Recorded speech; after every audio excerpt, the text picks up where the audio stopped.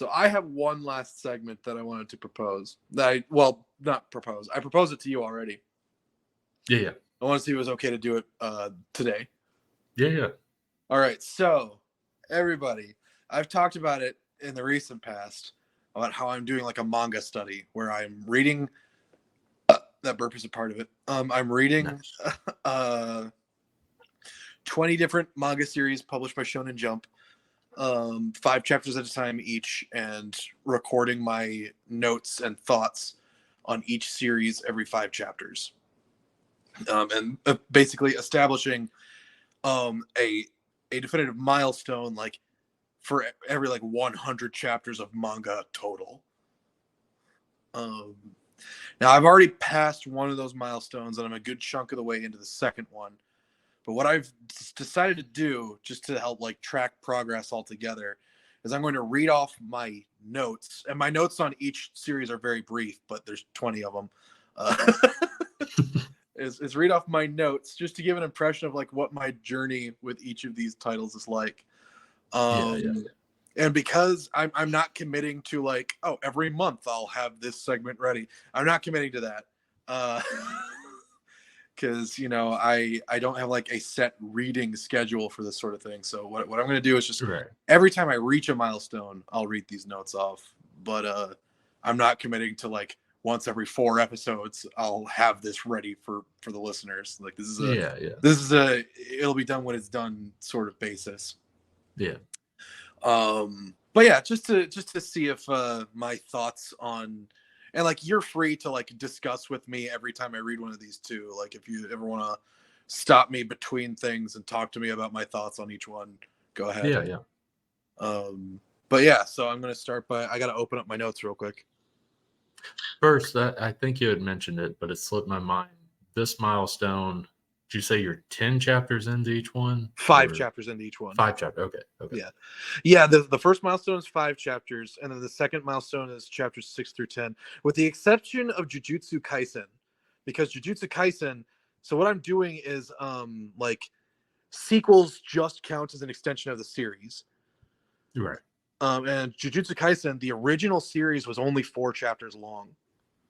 And then it got a sequel series that is like 250 chapters deep now. Right. So Jujutsu Kaisen is the only one that is like offset from the others by any amount. But once I start finishing series off and picking their sequels up in their place, that's going to become more common. Mm-hmm. But yeah, so I'm going to start. Dragon Ball, first 5 chapters. And I'm going to be reading my notes verbatim, and then, like I said, you can between notes stop me whenever you feel like you have something to say. All right, so Dragon Ball, first 5 chapters. The series gets off to a strong start, establishing a comedic tone and leading hard into its Chinese fairy tale inspirations. The action is focused more on getting quick laughs than any complicated choreography. The characters are strongly depicted, and each quickly establishes their major quirks and traits. With Goku and Bulma as the sole protagonists of these first 5 chapters, each gets plenty page space to shine and develop an almost sibling-like dynamic. Those are my notes on the first 5 chapters of Dragon Ball. And that's interesting to hear, like with like retrospect now of like, yeah, you don't really see that relationship with Goku and Bulma. Really, not a whole lot. No. Yeah. The Goku's primary relationship is with Vegeta these days. Mm-hmm. All right, first 5 chapters of Saint Seiya. This series is off to a strong start, narratively speaking. Its characters are compelling, with interesting hooks to pull the reader in and invest them in the story. However, the series relies heavily on verbal exposition. Its fight choreography is straightforward and bland, and its art is flat with little variation in character design. Everybody has the same face, which can lead to some confusion. I'm hoping to see noticeable improvement. Alrighty. JoJo's Bizarre Adventure, Phantom Blood, first 5 chapters. This series has one of the strongest starts I've read so far. I was almost instantly pulled into the rivalry between Jonathan and Dio, mostly due to Dio's raw charisma as a villain. Watching the naive Jonathan grapple with the seemingly senseless cruelty in Dio's heart and how it drags him down into despair prepares the reader for the poetic justice they know Dio is meant to suffer by the story's conclusion. I'm looking forward to what happens next now that the conflict has been properly established. Alrighty. Yu Yu Hakusho is next. All right. This first sentence ends with an exclamation point, so I guess I was quite excited by this one. I adore Yusuke Urameshi. He is exactly the type of protagonist I love the most. Rough and mean on the outside, but with a good heart and a desire to make people happy. It is primarily by his strength as a character that early Yu Yu Hakusho succeeds, and that isn't to disparage the art. Togashi's art style is at its cutest and roundest here, something I suspect will change as the series evolves into more of an action manga than the episodic dramatic comedy it starts out as. It approaches the topic of death with an appropriate somberness, though it maintains a refreshing optimism that isn't often felt in modern manga that have followed in its footsteps. All right, next up is One Piece. First 5 chapters. A strong start. Within the first 5 chapters, the origin stories of both Luffy and Zoro are related efficiently and at relevant points. These chapters establish a compelling cast, even though only 2 of the Straw Hats make appearances in these pages. The world already feels appropriately large, though the exact scale has yet to be unveiled. The art is simple, a bit cutesy, and perfect for One Piece's early swashbuckling adventure style. My detailed foreknowledge of what's to come makes the analysis of early chapters a bit difficult. I gotcha. Yeah. Because I know too much about what's coming. One Piece is the one I'm most familiar with on this list. Yeah. Alrighty. Next up, Hunter x Hunter, first 5 chapters. The clear result of Togashi's experience, Hunter x Hunter immediately excels in every category by which a shonen manga can be critiqued. The art is excellent, recognizable as Togashi's work, yet distinct from Yu Yu Hakusho in its more fantastical leanings for its early chapters. It establishes a main trio of characters quickly and capitalizes on their dynamic as soon as they're introduced.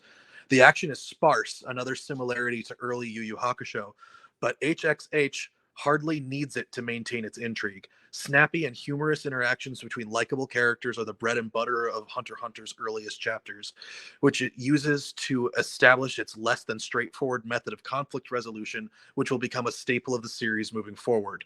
All in all, Hunter x Hunter is looking to be my favorite for the first milestone so far. Okay. I was going to ask with Hunter x Hunter, because you've seen, I'm assuming, a good bit of the show, if not all of what's of the show. I've seen about half of the 2011 show. Okay. Do you have like I know you've seen a lot more One Piece than Hunter x Hunter, but do you have a similar sentiment in terms of like you're so on it because you know so much ahead, or that isn't the sentiment? The thing is, the show, specifically the 2011 adaptation, because I know there was one from 1999, but I haven't seen that one. But with the adaptation I've seen, that one actually does a fair bit of like content cutting for the sake of efficiency. So there are still things that are like catching me that I didn't know were present in the manga. Oh, okay, that's good. So there's enough different there to like keep interest. I gotcha. All right, Naruto, first 5 chapters. This is another one I have a lot of detailed knowledge of ahead of time. Mm-hmm. But this one doesn't really impact my reading so far as I know. All right, Naruto. Though the visuals start a bit rough, there is a clear talent on display in Kishimoto's artwork. He has a keen eye for battle choreography, something clearly inherited from his admiration of Toriyama's work. He takes inspiration from all of the best parts of his predecessors without outright copying them. These early chapters establish the foundation of what will become an intricately detailed power system, and it establishes believable and compelling stakes for the characters at their beginner level. The group dynamic has yet to evolve properly, but these first chapters are a rock-solid foundation.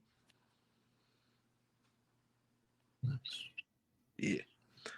Alrighty, next up, Claymore, first 5 chapters. This one was the one that caught me by surprise the most, by the way, before I get into the notes. Like, Claymore's really good. Okay. All right. The art takes a bit to grow on you, particularly where characters are concerned, but it improves quickly. The action starts solid and gets better with every chapter. Though each chapter is roughly 40 pages, Claymore is a brisk read due to its liberal use of splash pages and limited dialogue. The first three chapters allow silence and empty space to do so much of the legwork in selling the appeal of the series that dialogue and character interaction become a welcome shift in the fourth and fifth chapters.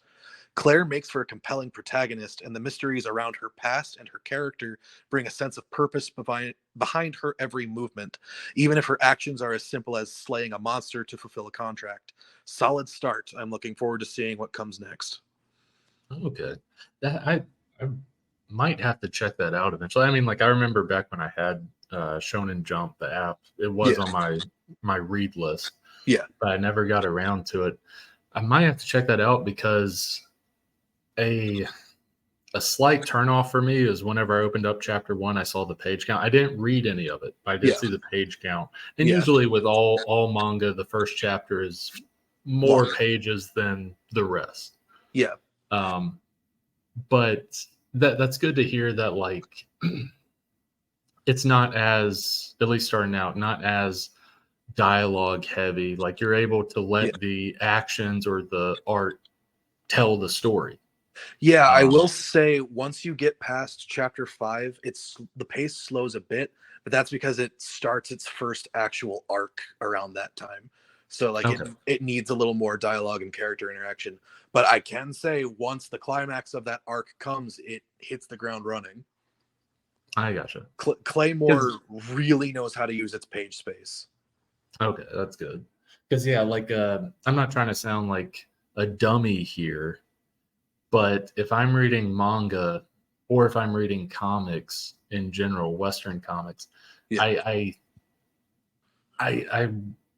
don't want a bunch of word balloons or a bunch of text. That's obviously needed, and also you're trying to tell a story within 20 pages of manga or a Western comic.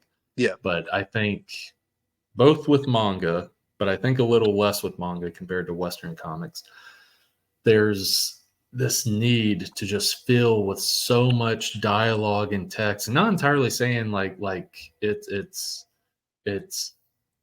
trying to explain everything that's happening.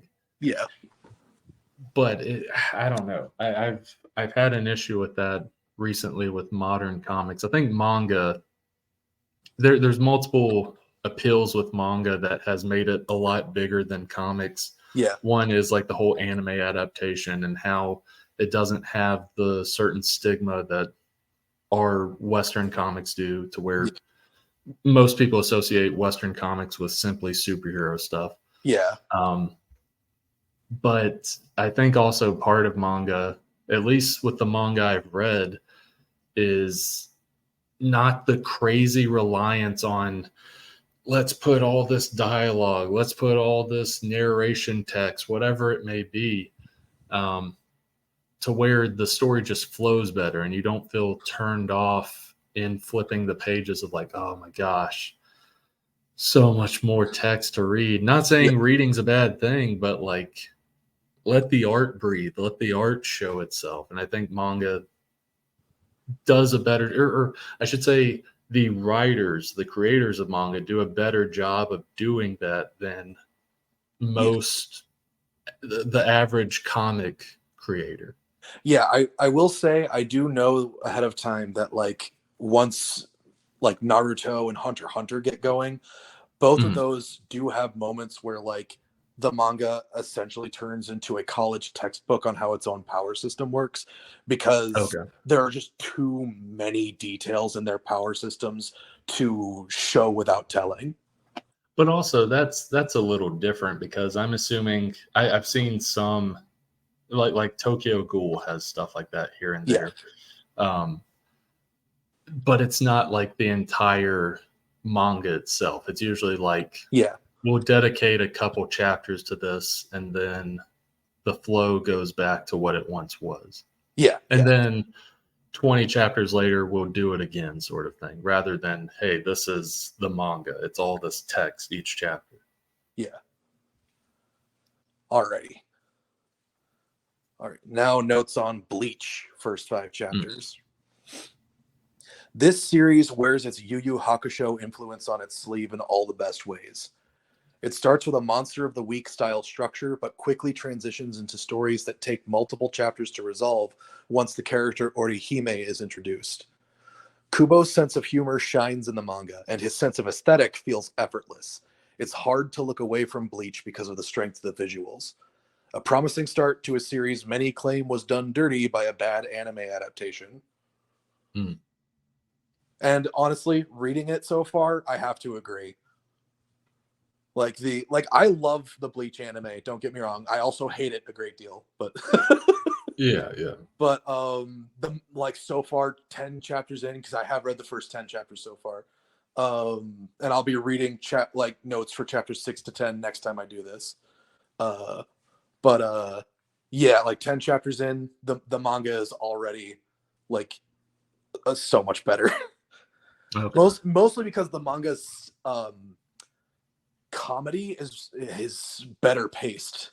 The anime, right. If you're watching an anime and a bad joke drags on, you're stuck with that joke until the anime is done with it. Yeah. In a manga, if there's a bad joke, just keep turning the pages until it's over. Yeah, that's true. The joke goes at your pace when you're reading. Yeah. You go at the joke's pace when you're watching. Yeah.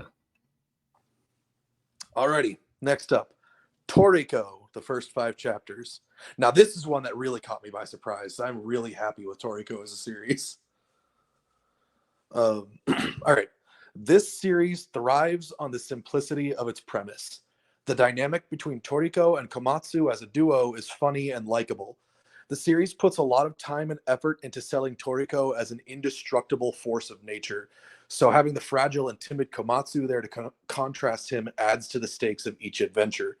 The monster designs are unique and intimidating, and the story feels like it falls in line with classic heroic tales of famous monster slayers like Heracles and Perseus. No ongoing narrative has yet been established, but I'm not too certain Toriko really needs one. Its characters, setting, and simple premise are its greatest assets, and overly complicated plot risks diluting that. So are you familiar with Toriko's premise? I just realized I don't go over it in those notes. Not sure.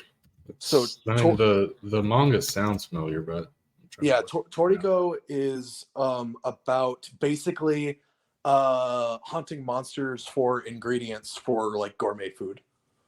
Oh, okay. I remember you talking about this before. Yeah, it's really good. But yeah, and then Toriko also got an anime adaptation by Toei Animation, so there were a couple crossovers with One Piece and Dragon Ball. Okay. In the anime, at least. Yeah. I remember there was one episode, the very first episode of Toriko was they were celebrating the anime adaptation by just straight away doing a One Piece crossover. Dang. And then the actual first episode came later. Yeah. And the thing is, it was a 2-part crossover, but the second part was an episode of One Piece. Oh, I gotcha. Yeah. But and then later on there was an episode of One Piece that was a 3-way crossover where Toriko pops up again and Luffy and Toriko do a 2-on-1 fight with Goku. Oh, okay. It's ridiculous. And there's this whole scene where Luffy instantly throws himself into second gear and he and Toriko are just whipping their bodies at Goku, and Goku doesn't even leave his base form. He's just dodging and blocking, and it's fun.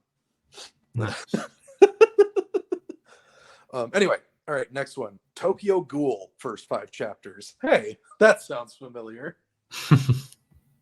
All right. As one of only a few horror titles in this study, I have to say that Tokyo Ghoul is extremely effective.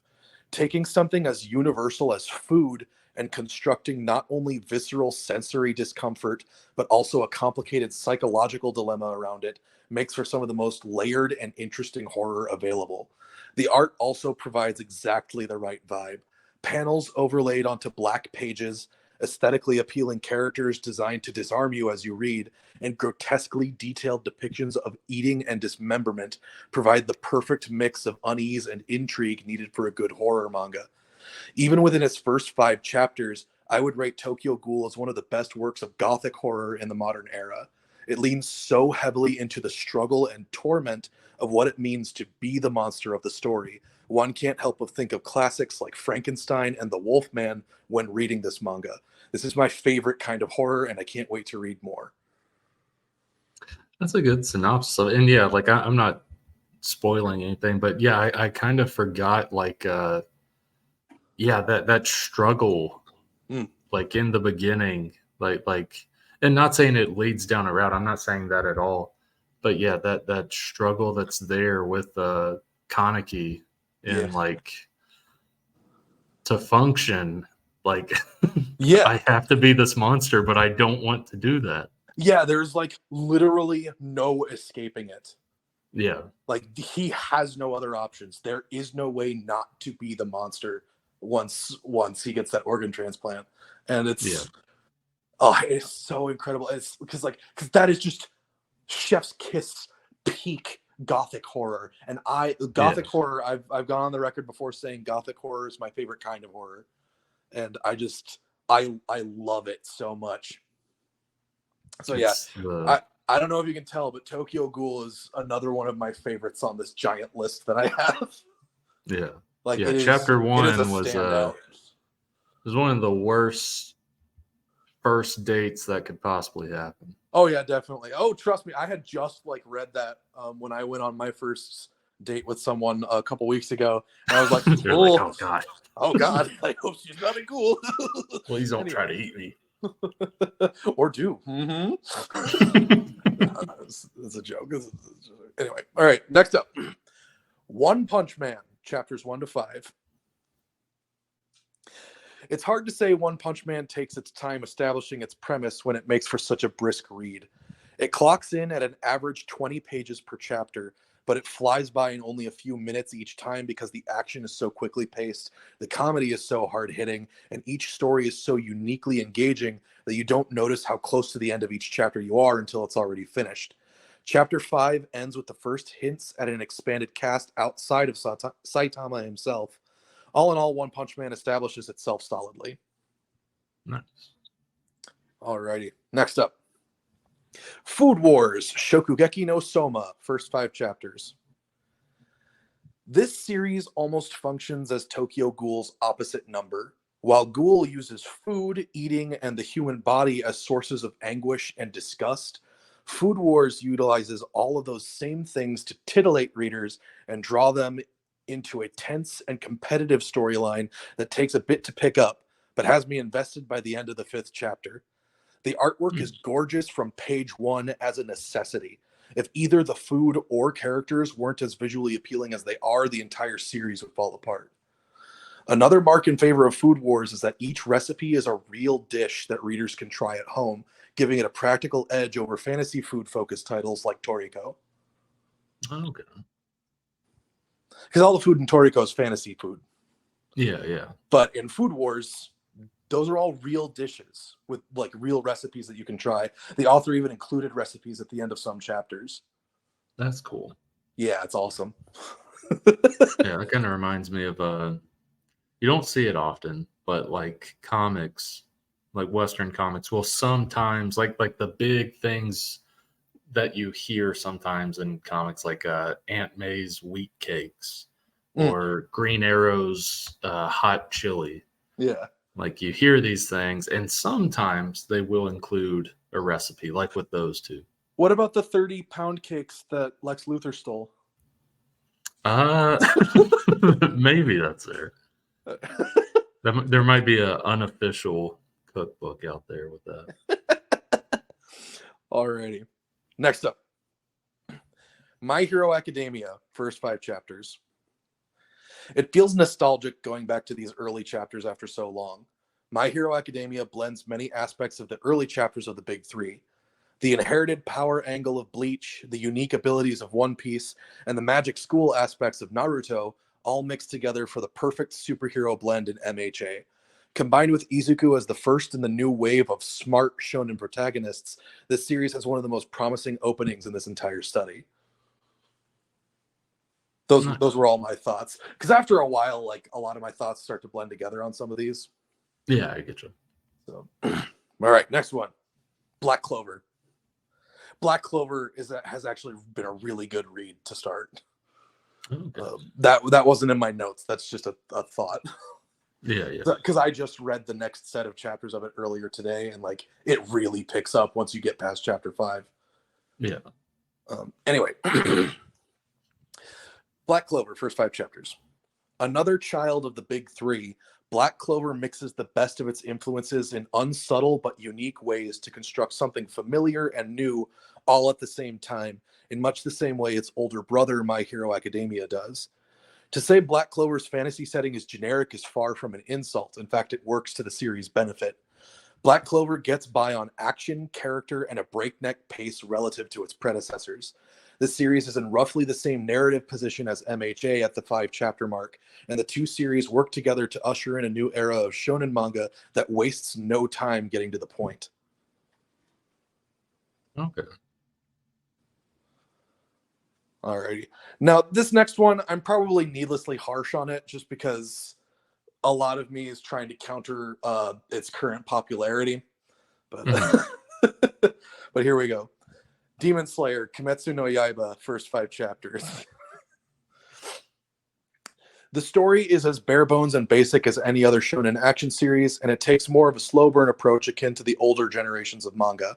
The art is a bit rough in places in these early chapters, and the fight choreography peaked in the first chapter. The characters haven't had much opportunity to display traits beyond perseverance and your typical shonen strength of spirit. I'm hoping to see some major improvements in future chapters. There are, but yeah, like that's from what I've heard, and I've read like the first 100 chapters of Demon Slayer, and I probably won't ever go back to it.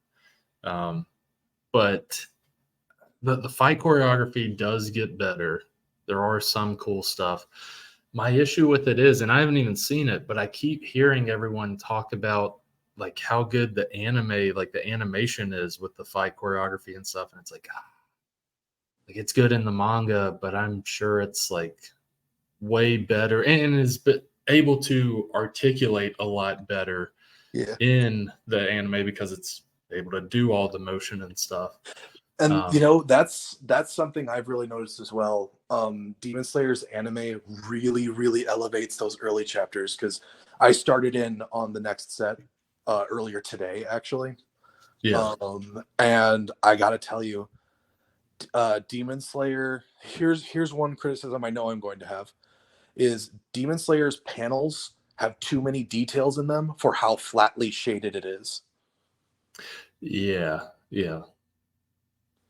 Also, when it comes to like the details in smaller panels, it's very inconsistent, which I'm okay with typically, but like sometimes it gets really distorted. Yeah, I get that. Yeah, and which you'll see as you keep going, on a storytelling front, it's similar to what you had mentioned. It is average, basic shonen. And the thing for me, having read half the series, the thing that stands out to me is like the emotional, compassionate beats that happen right after a fight with Tanjiro. Yeah. Aside from that, everything else is kind of average. Yeah, if you could just make like an anthology show that was a compilation of all the demons' backstories, it would probably be better. Yeah, because the demon backstories to me are the best parts. They are, but I feel like you do have to have that stretch of pacing. Maybe not as much as it currently is in Demon Slayer, but you have to have that stretch of pacing to where like it's not one after the other, to where it completely dilutes the whole idea, to where you become numb to it after a few of them. That's I feel true, because if it was just an anthology of the backstories, then it would just be like tragedy after tragedy, episode after episode. And Demon Slayer, the manga, at least the first 100 chapters, does kind of go in a cycle, but I think a lot of manga do this. But they all it does kind of go in a cycle where it's like you have these more, let's focus on the character type beats, like our main characters, then you have the fight, and then you have the like rest in peace type moments that Tanjiro does with the demons. You have the rest in peace type moments with, like, I don't know, that happens at least 5 to 10 times from chapter 1 to 100. And yes, there is that cycle, and you pick up on that cycle, but each time it gets to that rest in peace moment with that different demon, it still hits every time. It doesn't feel like, oh, here we go again, like they're doing it again. It still hits well. So I think the pacing does well there. I think the pacing does well there, but the build up to that could be tweaked a little bit. Yeah. Where it's not so average. Yeah. Yeah. Honestly, I'm the number one improvement I'm hoping for in Demon Slayer, because I do know how a good chunk of the story goes, because I made it at least to the end of season 2 with Clay. But the main improvement I'm hoping for is artwork. Yeah, I'm trying to think if they're. I think it's pretty much the same. I think it does get better. Thinking about it, like after like chapter 50, I think that last half that I read does get better. It's not like mind blowing or anything, but yeah. Thinking about it compared to those early chapters, it does get better. But like most manga do. But yeah, having read a good like the early chapters of the manga now, I can say I agree with a lot of Demon Slayer's detractors when they say that it's a so-so manga that was elevated by like an anime adaptation with like god tier animation. But the thing is, what else are you gonna expect from Ufotable? Like, they're the ones who did Fate Stay Night on Limited Blade Works. Oh, okay. Like, of course it's gonna look incredible. Now I know I'm a little biased on that because that's like one of my favorite shows of all time is Fate, but whatever, man. Like, more than just one of my favorite anime series, Fate is one of my favorite shows, like, altogether. Right. It and Attack on Titan and Full Metal Alchemist are like 3 shows that like have pierced through the favorite anime part of my mind and into just the favorite media part of my mind. Yeah, I get that.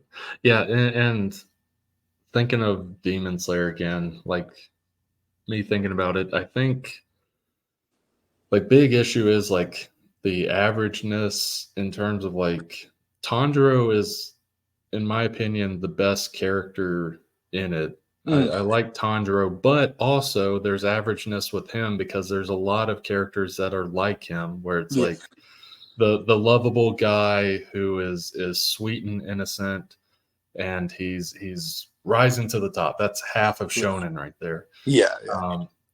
But that's kind of the issue, is like he is arguably the best character. Yes, you have Nezuko and stuff, but in all honesty, there's a lot of Nezuko-like characters in shonen. Yeah. Where it's oh, sorry, you go ahead. Well, it's the sweet or cute character that you see do stuff here and there. That's just a staple in manga. And then the big issue with this is some of the characters we've already talked about Zenitsu before. Some of the characters that you have to keep seeing that are just insufferable. Yeah. So you said you read 100 chapters in, right? Yeah. Does Zenitsu get any better? Because I haven't met Zenitsu yet, but I've seen him in the anime. No, he doesn't. Oh. No, it's literally the discussions we've had. It's the discussions we've had before where like the people like him because whenever he gets knocked out or whatever, he's somewhat cool because he's doing all the movements and stuff when he's knocked out. The issue is in that 100 chapters, that's 10% of the page time. Like in all the time that Zenitsu is shown, that's 10% of it. And we've already talked about how that's not a character trait. That's just a thing. Yeah, that's not a Like character trait. That's a skill. that That's something he that does. That's not who he that is. doesn't make him. No, the rest of the manga, how you see him when he's introduced, at least to chapter 100 where I got, that's basically him throughout. Yeah, I'm really hoping that Clay, because Clay is really getting into One Piece now, the anime, and I'm really hoping he understands.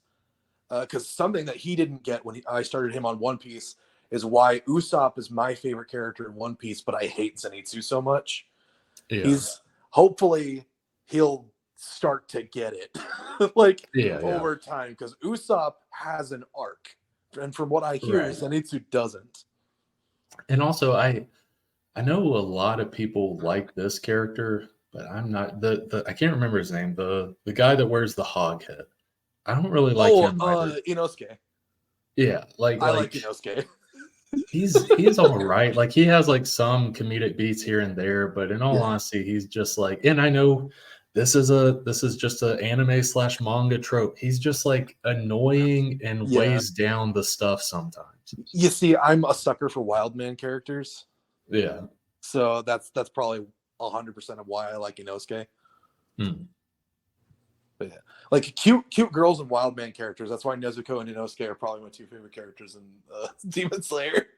Like I would have liked Demon Slayer a lot more if it was Tanjiro and Nezuko. If it was just them two, and then like here and there, you almost have like a guest adventure with one of the characters. Oh, you mean like they do with the Hashira? Yes, exactly. I kind of like that. I don't want them to be a part of the main cast, though. As far into the anime as I've gotten, I'm not a huge fan of the fact that the Hashira keep like Tanjiro feels like he doesn't get to be the main character of his own story a lot of the time when the Hashira are around. Yeah, in the manga, like it consistently focuses on Tanjiro. Like, yes, you do have them like being better or more skilled or more powerful than him, but it does seem like there's still that focus on Tanjiro. Yeah, like that's actually a criticism that I do have for early My Hero Academia, having watched a lot of the anime for that one, because I'm all caught up on My Hero for the anime. Yeah. But like one of my criticisms for early My Hero is the fact that because they all like the main characters are, these weak students going up against like hardened criminals, a lot of the times it's a game of wait for the teachers to show up and save us. Right. And then the teachers show up and save them. But like that one does take a turn though, when spoilers for My Hero Academia, everybody. That one does take a turn though when All Might has his final battle and loses his powers. Like once All Might is taken off the table, the students really have to step up. Okay. So like it serves a purpose that they weren't able to like fight their own battles early on. It makes it that much harsher when they have to do that later. Right. But yeah. So anyway, I've still got a couple more series notes to go. But yeah, it's just Demon Slayer's got so much to talk about with how popular it is. Yeah. And there's I'll mention it a lot later, like in a future video when you're talking about Demon Slayer, but there's a thing that happens around chapter 100 that is a typical anime manga reveal. It's like, oh, the characters actually had this hidden thing within them all along that no one else has. I personally don't like that. Tanjiro gets a Super Saiyan? Not entirely a Super Saiyan, but it's this thing that no one else has the ability of. It's basically like his father. They briefly, barely talk about his father here and there in the manga. Yeah. But his father had like because they talk about the abilities sometimes, like, oh, I can go up to level 4, blah, blah, blah, or whatever. Yeah. He had like a level 5 style. Oh, he had a level 5 blah, blah, blah? He had a level 5 blah, blah, blah. And now Tanjiro is going to learn the level 5 blah, blah, blah because his father knew how to do it. And he can access that as well. As soon as that happened, I'm like, nope, I'm done. I hate when this pops up in any manga or anime. I'm good. Okay, I don't like that. You probably wouldn't like the Gear 5 reveal in One Piece then. I get that it's a big thing in manga and anime, but I hate when it pops up late into the series. You can do that at the beginning. I'm okay. Do that at the beginning or early on or whatever. But if it pops because then up, it's we're a like, part of the premise if it's at the beginning. yeah, exactly. But if it's like, oh, we're following the underdog who is a loser and he's the weakest of them all, and then halfway through the series or a quarter way through the series, it's like, oh, he actually has this thing that no one else does, and it's actually the most powerful thing. I'm so tired of that. You am no Super Sand. Virginia. So yeah, that's what made me quit Demon Slayer. Alrighty then. So I will know the exact moment Brandon gave up as I surpass it. Yeah. In like a year. It's not long after you ended the anime season 2. It's not long after that. Really? It's not very long after the Entertainment District arc. It's within 10 to 15 chapters after that. Ooh-ha, okay. Alrighty then. All right. Next up, Dr. Stone, first 5 chapters. This is another one that I actually have some pretty detailed information on going in, but I wanted to read the manga anyway. Because I'm all caught up on the anime. In fact, the anime is going to have its final season like next year, later this year. Okay. Yeah. So I'm going to know how this one ends well before I finish the manga. Anyway, so Dr. Stone, first 5 chapters. The pattern for shonen manga seems to be that chapter 1 establishes a premise and the next 4 chapters establish the conflict. Dr. Stone took exactly 5 chapters to establish the 4 characters who would serve as the leads for the first arc. The brains and brawn dynamic between Senku and Taiju is explored in great depth to the extent that its obvious weaknesses are exposed along with its benefits. Tsukasa is appropriately threatening due to the fact that he is both strong and intelligent, giving him an edge over the others. Yuzuriha has only been revived for a few pages, so her role hasn't been properly explored yet. The excitement this series expresses for science is also refreshing when compared to the abundance of action-oriented titles. The art is expressive and designs are unique. I don't have much else to say that won't just sound like I'm repeating myself from other entries in the study, so I'll stop here. I actually wrote that last part down in my notes. I actually wrote down that, like, yeah, dude, if you keep talking, you're just going to say the same thing over again that you said about other stuff. I had to tell myself that, like, yeah, your thoughts are pretty much the same here. Yeah. But yeah, Dr. Stone is really good. And I love that it's about science and isn't like totally action oriented. Yeah. It makes for a refreshing read/watch whenever I get around to it. And it's very like optimistic too. It's like it doesn't take the look what man hath wrought approach to science. It takes the look how cool people are that we figured all this stuff out approach to science. Yeah. And I like that. Dr. Stone, as like the anime came along at a time in my life when I was starting to take a really pessimistic view on people in general. I was working at a gas station at the time. And genuinely, Dr. Stone was like one of the things that helped pull me out of that. Like it made me optimistic. Like it really is cool that like all the things people have made with their with science. Yeah. But yeah. Anyway, next one. Yeah, you got to be careful with when you eventually get into the Clerks movies. Then it might be your Vietnam flashbacks. It's like when Vietnam vets would sit in on Saving Private Ryan, and that's a World War II movie, but it's still like. Anyway. All right, Jujutsu Kaisen chapters 0.1 to 1. Because the first 4 chapters were 0.1 through 0.4 because it was a different series when it first came out. Anyway. Yeah. All right. Jujutsu Kaisen. Here we go. Initially intended as a 4-part miniseries under a different title, the full series was much needed in my opinion. The first 4 chapters do well enough introducing characters and power systems, but the villain is a generic Voldemort pastiche with poorly represented henchmen. The series narrows its focus onto just him as the villain by the end, which wouldn't be a problem, if it wasn't for the fact that none of the other villains are even seen actually fighting. They have no established motivation to follow Geto's philosophy either, Geto being the villain. This can be retroactively remedied if enough of those characters appear in the main series, but each one that doesn't will serve as a small mark against the overall narrative. The first chapter of Jujutsu Kaisen proper introduces the hero of the story and establishes his characteristics well, but I'm not far enough into the series to make too many judgments. Yeah. All right, now here's one you're going to be really familiar with. Chainsaw Man, chapters 1 to 5.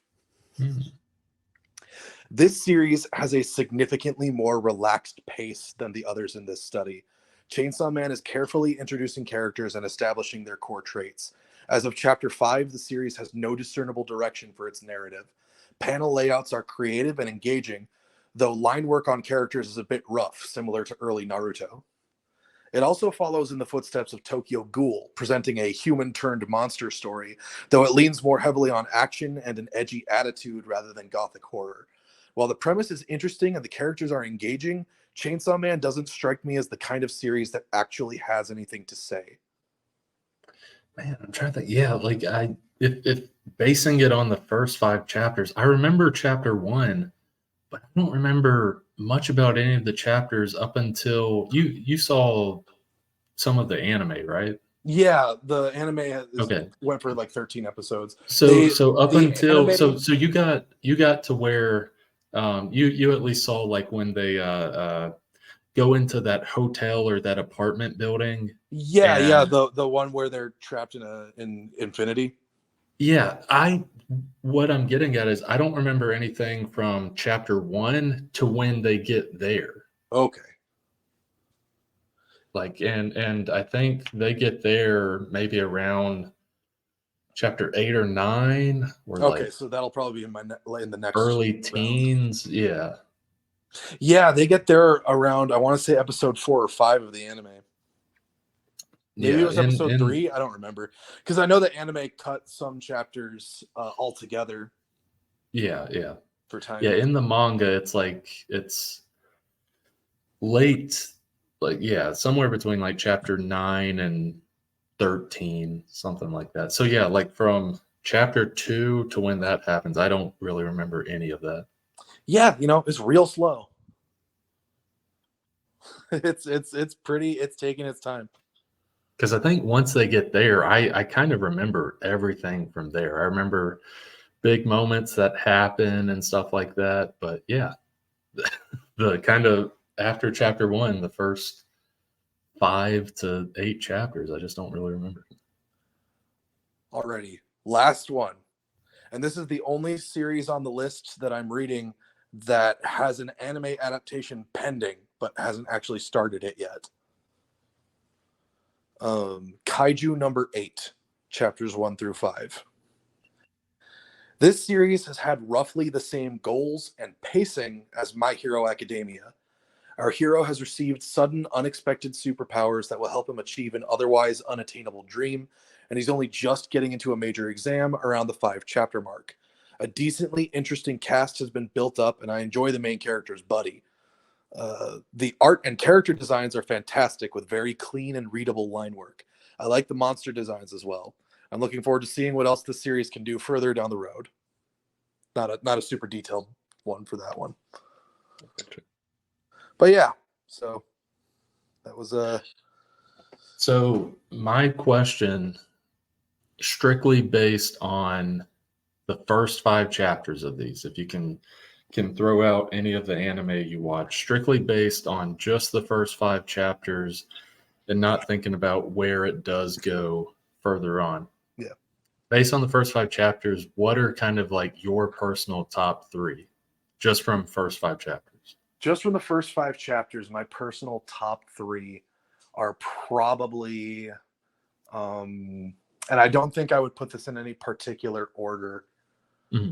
But I think it's got to be. That's a hard one. I know Tokyo Ghoul's on there, so that's got a real strong start.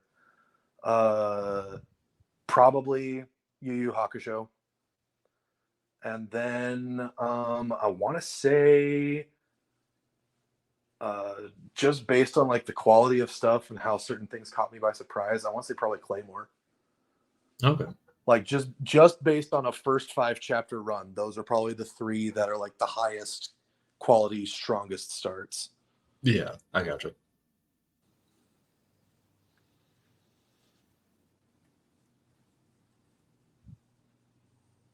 But yeah. So for some of them, I feel like I might have been harsher than others, like maybe needlessly. Again, like I kind of have a bias against Demon Slayer because I'm very much like, why is everybody tripping them like over themselves over this series? It's kind of boring. But I kind of agree as well. I know the big reason is the anime. I haven't seen the anime, but strictly based on manga, and I haven't read a lot of manga. I've read dozens of manga, but probably no more than 50. And yeah, I don't get the hype based on the half of the story I read. Yeah, it really makes me curious how that particular series got picked up for such a high profile adaptation. Like, why did Demon Slayer get as popular as it did? Yeah, because it's so basic and based on early chapters, the art is pretty lackluster. well, also another thing, because not saying it's all of these anime adaptations that happen, but oftentimes it's whatever is kind of the most popular or something that is very popular in manga. I'm also kind of wondering, like, before it was an anime adaptation, why was this one of the most popular things? Well, yeah, that's exactly what I was asking. Is like, before, Yeah. like, but why did the manga get popular? Yeah. Like, Yeah, I'm gonna especially be honest. Like, given what I've read so far, this one seems like it probably should have been a candidate for early cancellation, because I think I've gone over Jump's like cancellation process before for like for new series at least. But I'll do it again real quick just so that everybody knows. When a new series is being published in Shonen Jump, they typically give it about 8 chapters. It has 8 chapters guaranteed to like catch readers' attention. And the lowest ranking series, the ones that like just are not doing it for people, they get canceled. But when they get canceled, the author is given 3 chapters to wrap it up. So every series has a guaranteed 9 to 11 chapters. Yeah, which is surprising because, okay, so at the very end of chapter 5, where are you at with the very end of chapter 5? The very end of chapter 5, Tanjiro has just split the boulder. Okay. So that's what I thought. I was trying to make sure my timeline was right. Because, yeah, it's not till like chapter 8 or 9 whenever he's beaten or maybe not even beaten, I think is fighting that creature in the woods during the testing thing. For my current milestone, I'm around chapter 8 or 9, and yeah, he's still fighting the one who targets Urokodaki's students in the woods with all the arms. And that's what's so odd, because like at that point, basically what you said, the usual cancellation point, it hasn't even gotten to what I would say is the most interesting part of the series, like the whole rest in peace demon type thing. It hasn't gotten there yet. From where it is from the beginning to where you are, which was basically be a cancellation point, it's a standard manga. It's a standard shonen. Yeah, because by the 10th chapter of just about every single other series, at the very least, a core relationship is established, if not a core conflict. Like, I would say so far, like My Hero Academia, 10 chapters in, hasn't really hinted at the larger conflict, but it has fleshed out Deku as a main character and very thoroughly explored the nature of his rivalry with Bakugo. Okay. And like with Black Clover has already finished its first combat arc 10 chapters in. That is insanely fast compared to other titles. Like Black Clover does not waste time. So like it's so weird.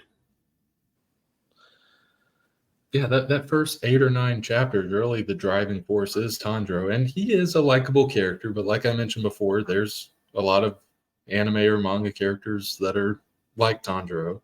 Yeah. So yeah, that is odd. Yeah, because Demon Slayer is really, really taking its time, which isn't inherently a bad thing, because JoJo also took its time with its early chapters. But like by the end of chapter 10, you know who the bad guy is, like in JoJo, right? Like, and you know that there's a confrontation coming between Jonathan and Dio. And also, this isn't a slight against JoJo, but whenever that first started coming out, you didn't have the number of manga competition that you do trying to get a manga out nowadays. Yeah, like there was still a good amount, but like it wasn't just the sheer volume that there is now. Yeah. And Shonen Jump has only gotten more competitive as a platform for publishing in the decades since JoJo started. Oh yeah. Like Shonen Jump is cutthroat, dude. Yeah. So yeah, it is one of those things that just kind of surprises me a little bit. Yeah. That like Demon Slayer got to tell its story all the way through. Yeah, and I'm not going to make any of these type of accusations, but I kind of want to dig deeper into like the creator of Demon Slayer, just to see if they knew anyone on the inside. Yeah, he's talented. I'm not saying he's not talented. I'm just saying it's odd that. Yeah, I personally doubt that it was a case of nepotism, but yeah, it is one of those things. No. Like, yeah, how did Demon Slayer of all titles end up in that position? Yeah. Especially when Demon Slayer's competition, like at the same time, is stuff that is equally high profile and at this point significantly longer running, like My Hero and Black Clover. Yeah. Like I would say My Hero Academia, Black Clover, and Demon Slayer could all be considered like siblings. Right. Especially since the three of them all draw such heavy influence from the big three. I don't have the time for it. And again, I'm not sliding Demon Slayer. It apparently captivated me to where I read half the story. So you can at least say that. I didn't drop it 10 chapters in or whatever. Yeah. But if I had the time, I would love to just go back, if any of it's translated, I know most of it wouldn't be, and just see those weekly shonen that came out with it in the magazine, and read the ones that got canceled and see. Well, I've got a podcast I can recommend to you then. Oh, okay. Shonen Flop is the name of it. Okay. It is a podcast where two guys whose names I can't remember because it's been a while since I've listened. So I'm sorry for that. But Shonen Flop is a series where two guys will read an entire canceled manga series, which is usually pretty short, like a pretty short affair. But they will read an entire canceled manga series that usually published by Shonen Jump to determine whether or not, in their opinion, it deserved that cancellation. Okay. Honestly, it's a pretty even spread. Sometimes they say, yeah, this should have been canceled, and it was rightfully. And other times they're like, this deserved to go on longer. Yeah. I'll have to do, I've got the podcast looked up. I'll have to do some additional research before watching an episode to see specifically. Yeah. You know, the echolocation stuff. Yeah. But to see the specific ones they're talking about and see if it see if those came out around the same time that early Demon Slayer came out, because that's what I'm interested in. I want to see if any of those, like if they were better, and it's like this one got canceled, but they let Demon Slayer go. Yeah, definitely look up which titles were canceled around the time that Demon Slayer was running, and then see if Shonen Flop has an episode on it and listen to their thoughts, I guess. Yeah, I might do that. Because the thing is, you don't have to listen to, the podcast in order. They just because they're just talking about a bunch of disconnected just scattered throughout time. The only thing they have in common is that they were published in the same magazine, right? And in some cases, sometimes they branch out outside of Shonen Jump, so they're not even always published in the same magazine. Yeah. And there was once where they read a title that hadn't even been canceled. They read like what there was available of Mashal very early on in the run of their podcast, and I don't remember if they thought it might get canceled or what, but it's still going. Oh, okay. Either that or it's in its final arc. I can't remember how Mashal's manga is doing, but the anime is doing pretty well. I gotcha.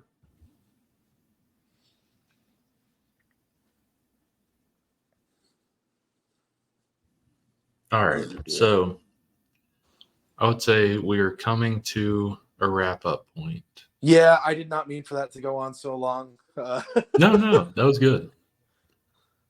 No, that was good.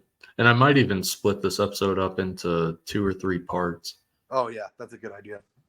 So it'll be good. But yeah, in wrapping up,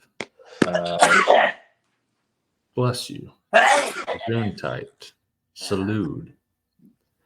But yeah, Dismay Comics, Facebook, Instagram, TikTok. You can check that out. Updates. Spell it out for you since you're on the. If you're on here, you should. It should. You either know how to spell it or you see it in the video title or Spotify title. You see. D-I-S.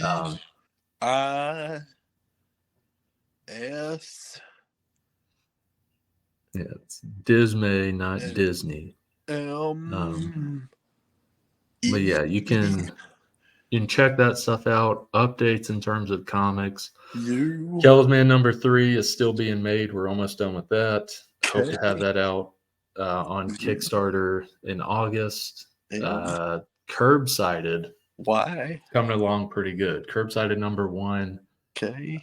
Juan is almost done with the K. Z.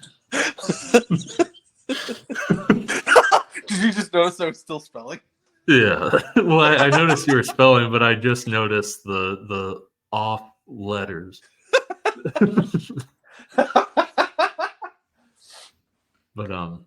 But yeah, Curbsided is issue 1 is almost done in terms of art, and it's going along pretty good. I'm liking it. If it gets picked up, we'll see.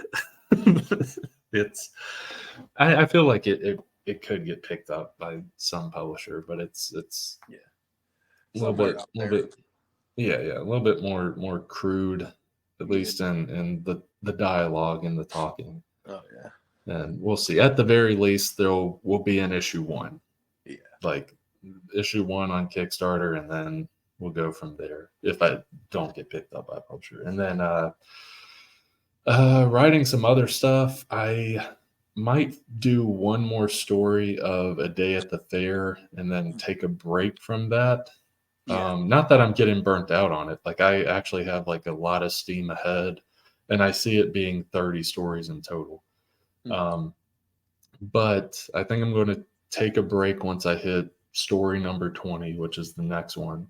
Okay. And I want to do a different series. There's 2 different possibilities. I'll either go to that one series that I've talked about before, which is like it takes like a slight biblical event that happens in the Bible. Yeah. But it's almost like a berserk type spin. It's fictional nations. Yeah.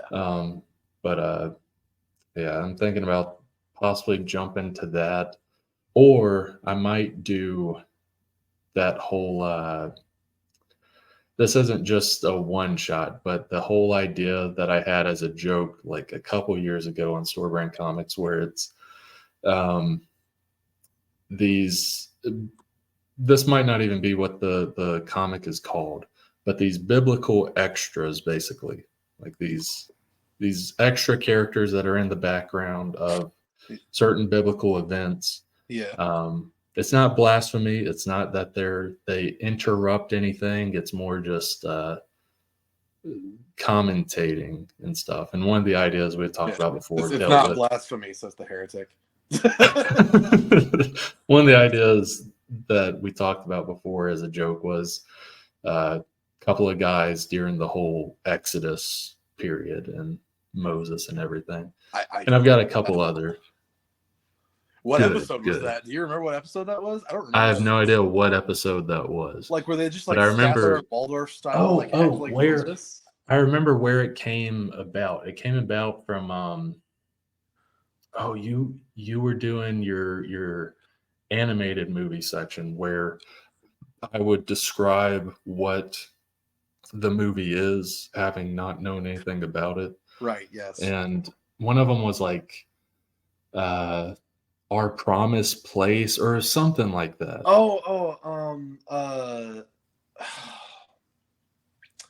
The place promised in our early days. Yeah, that's what it was. And my pitch dealt with like a couple Israelite people during the Exodus time. Yeah. But yeah, like since then, I wrote that down in my notes after we did that episode. And like that's been in the back of my mind. It pops up every few months. I kind of want to do something with that because that's an issue of itself, like one issue of itself. But I have other ideas to where it could be like a mini series or something. I'm gonna be honest. Like any segment we did like that involved either of us telling like an extended joke like that, I would if it wasn't like a prolonged character bit like Fat Albert. Yeah. Like versus the world or whatever we called that. Then like my brain would usually just like dump it. Oh yeah, like, yeah. That's the same done, case. Like I don't need that anymore. Yeah, that's the same case with me, unless it's something that like my brain's like, ooh, like I could possibly do something with that in the future. It's a secret tool that might be useful later. Yeah. But so yeah, we'll see how that goes. I might write something completely different than the two things I just mentioned, but that's pretty much it. Any plugs or anything? You might just write a story about a guy with a very soft, smackable bottom.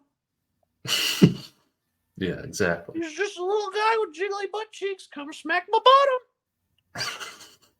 Come on. Look at them. They jiggle back and forth. Smack on my butt cheeks. I know. They're rosy red.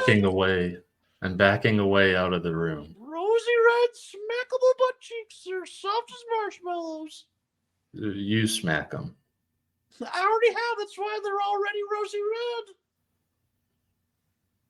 Well, I'm going to have to pass. For you.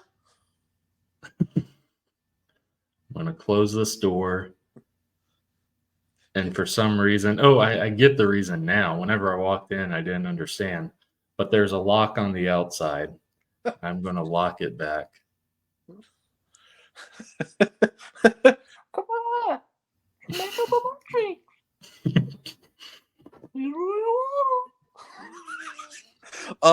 Plugs. The Let's Play channel me and my friends Clay and Michael are doing just released our second video. Nice. The first episode of us playing a Yu-Gi-Oh video game. I think Forbidden Memories is the name of it or something like that. Okay. Yeah, that was a pretty funny one. Do a lot of silly voices for that one. My favorite games to do whenever like we're recording stuff is anything with written dialogue instead of recorded dialogue. because then we Yeah. do silly voices for it. Yeah. So like I tend to push pretty hard for like dating sims and visual novels and stuff because it's just an excuse to do fun voices. Yeah. And every once in a while, if we find like an opportunity, break away with some improvised like character comedy. Nice. Like kind of like we just did there. Yeah, exactly. Come on. Smack. It's right here for you. Smack on my butt cheeks. Open the door. If I stay quiet, maybe you'll think I walked away. I can hear you breathing. Oh, God. Smack on my butt cheeks. Come on. I won't hurt you.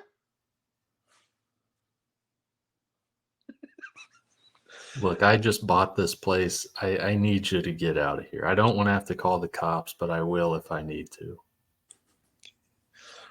You think the chains of man can hold me?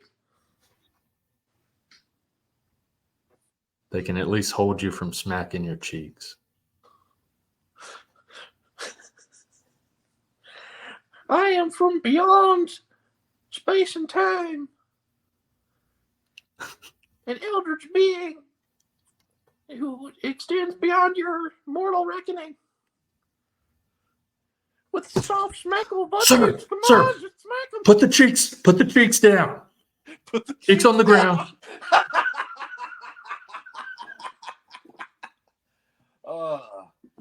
You can tell it's been like a 3-hour recording session when we get to soft smackable butt cheeks. But yes. So thank you for listening, everyone. I've been Brandon.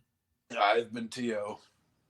And now I'm going to go smack my butt cheeks. Take care.